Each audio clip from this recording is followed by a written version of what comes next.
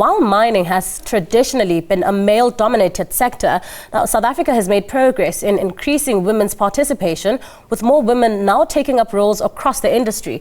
Now, to unpack the impact and changing role of women in mining, we're now joined by National Union of Mineworkers National Secretary for the Women's Structure, Nthabiseng Mashiteng. Nthabiseng, thank you so much for your time. Happy Women's Month. Now, from NUM's experience on the ground, what are some of the biggest challenges women continue to face in the mining sector, particularly when it comes to job security, pay, their safety, and opportunities for advancement?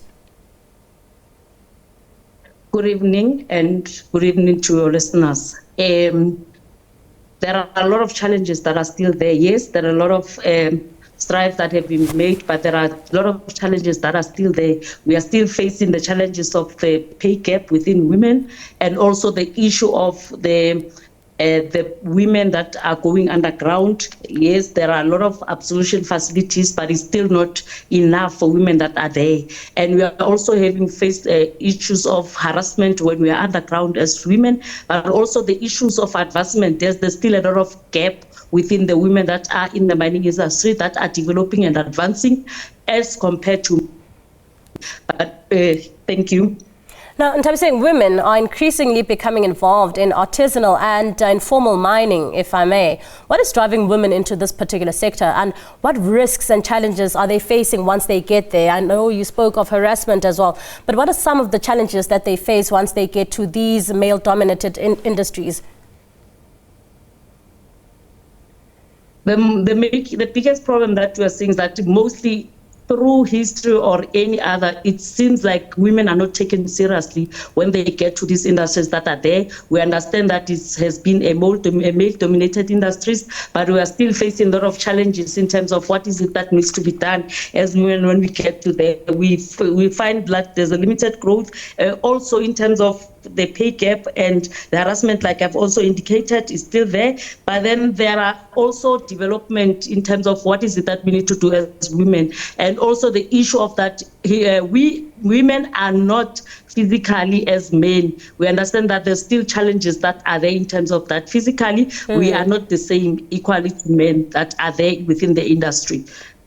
Now, Nthabiseng, we're looking back at Marikana today, and just to understand what some of the women in those communities in Marikana have spoken about, or told NUM about how their tragedy affected their livelihoods and livelihoods in the years that followed the massacre, especially those who lost their husbands, those who lost their sons, or other breadwinners.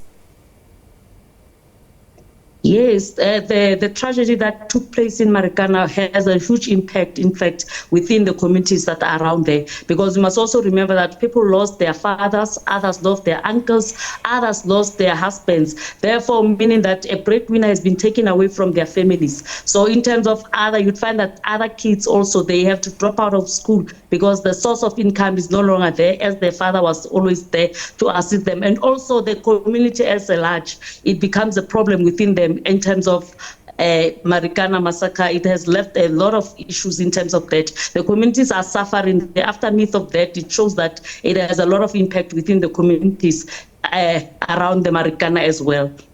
And what are some of the initiatives that NUM has created or set up to ensure that they get some kind of assistance? I'm speaking about the community. NUM has always been involved within initiatives that are around the communities. We do other social impacts that are there, and also as part of the stakeholders within the mining industry, we also ensure that within the mining industry, the employer, which is the mines, they are able to do what is necessary within the communities. We make sure that they assist the communities in terms of the learnerships that are there, also in terms of the social labor plans that are around there. We form part of those social labor plans discussions to ensure that people are assisted in terms of that. And also within NUM, we also have the bursaries that are there to assist in terms of people that are there. We have a JB Max bursary scheme that assists former children of the former workers of the NUM, of the mining industry, whom were mine workers in terms of that. And also we have been pushing in terms of advancing and advocating for issues of the women and everybody around the community so that the justice should be done within the Marikana. We must also remember that people that died in Marikana were NUM members at that particular time when these things has happened. Now, Nthabiseng, 14 years on since the tragedy, has the mining industry done enough to create a more inclusive environment? Now, this is particularly for women, and perhaps what needs to change to ensure that women have a meaningful voice in the future of mining? A lot of progress had been made within the mining industry. Previously, we were fighting for women to have 10% of women within the mining industry, and now we have surpassed that. We have around 78,000 women in the mining industry. And also in terms of advancing and assisting women, we have also created a platform, mostly which were negotiated by the National Union of Mineworkers. We have women in mining that assist in terms of advancing the issues of women that are there. You talk to the issues of the protective equipment that are specially made for women, they are there. Previously, we didn't have the underground toilets that are meant to assist the women, but now we have those facilities that are there. In terms of gender equality, we are also striving in terms of that. We have platforms where we talk to issues in terms of women that must form part. Yes, we are lagging behind. We are far, far behind from what we need to achieve. But strides have been made, and we are looking forward to more things that needs to be done, because as much as we move forward, we also have challenges that comes and in terms of the mining industries that faces women continuously. They are there in terms of us assisting.